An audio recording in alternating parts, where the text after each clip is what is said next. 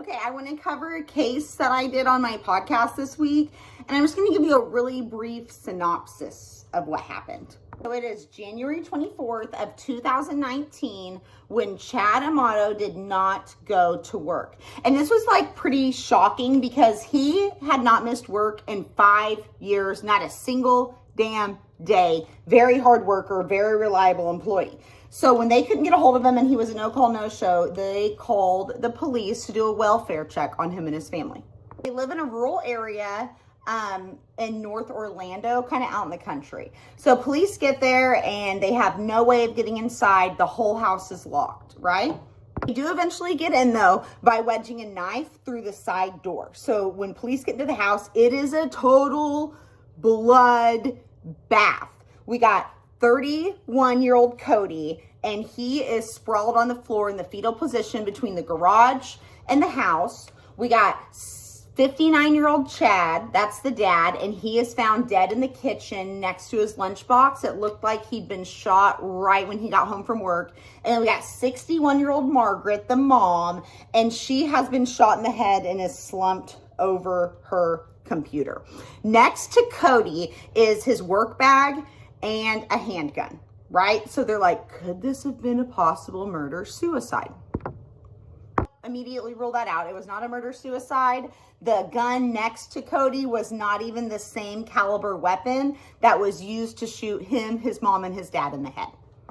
There is one person missing from the home. That would be Grant. Grant was 29 years old, and he had just been kicked out. And police couldn't find him. Long story short, they put out a bolo, and his car is flagged at a nearby hotel, a DoubleTree by the Hilton Inns, right? So they go to the hotel, and they bring him in for questioning. Mind you, he acts like he has no idea his family's been murdered. But despite finding out the news, he does not ask, how is my family murdered?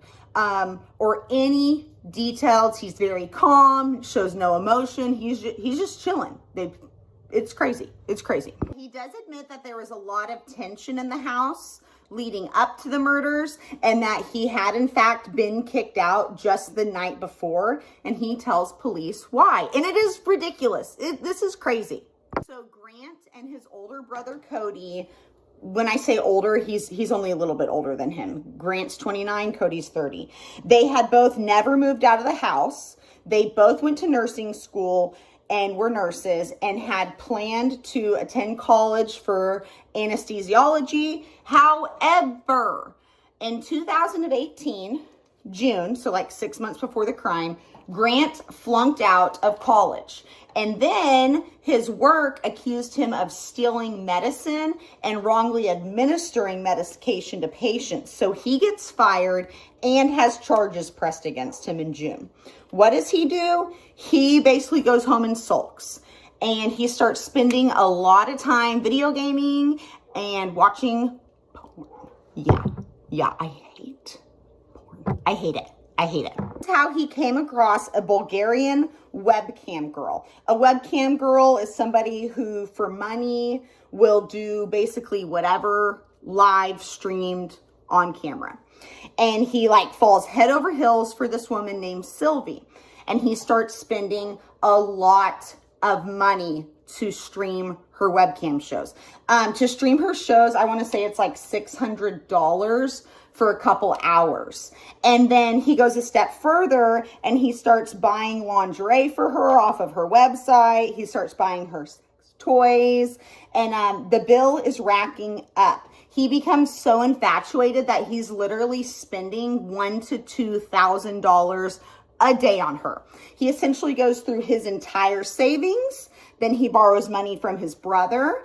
Then he goes to his aunt's and steals her credit card information, his grandpa's credit card information, his uncle's credit card information, his cousin's credit card information, and his grandma's.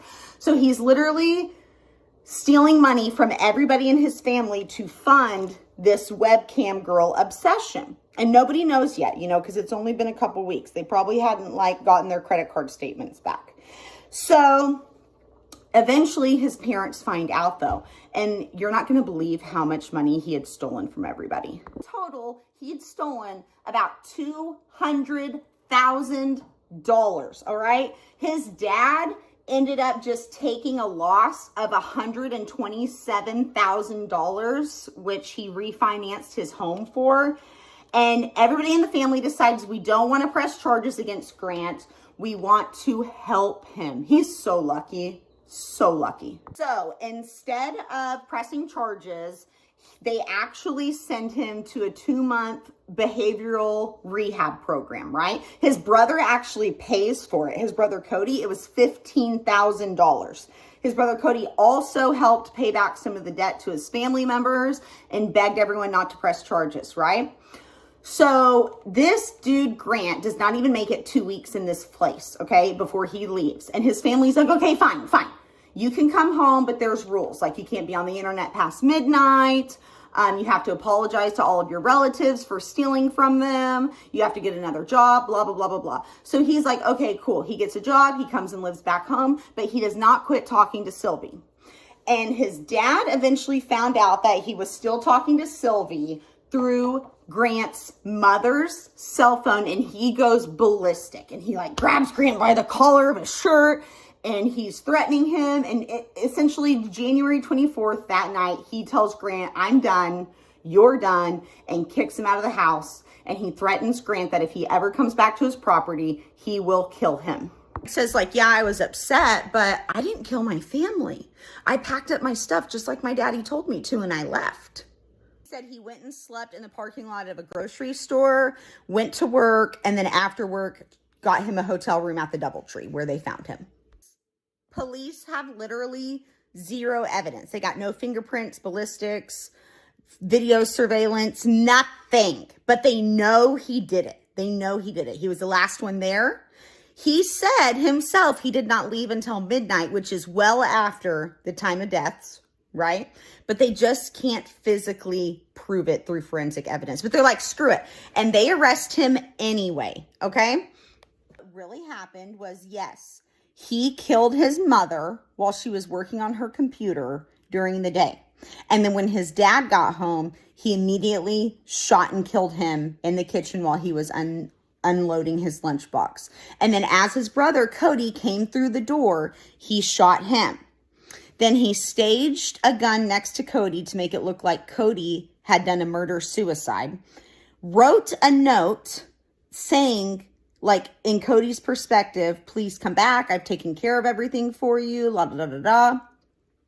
Then using his dad's fingerprint, he unlocked his phone, transferred money to himself, and then, yeah, he did go to the grocery store parking lot where he got on the webcam site and spent $600 on Sylvie before going to work, and then after work checking into a motel. Is that not insane? Is that not insane? And he did all of this. He did all of this because he was not willing to stop talking to this online webcam girl. Like, he literally murdered his whole family because they wanted him to end his relationship with someone he wasn't even in a relationship with. Anyway, check it out. Storytime Slayer podcast. You can find it on Apple, Spotify, iHeartRadio, Google Podcasts. It's even on Amazon if you want to listen to it on an Alexa device. Okay, guys, I will talk to you later. Bye.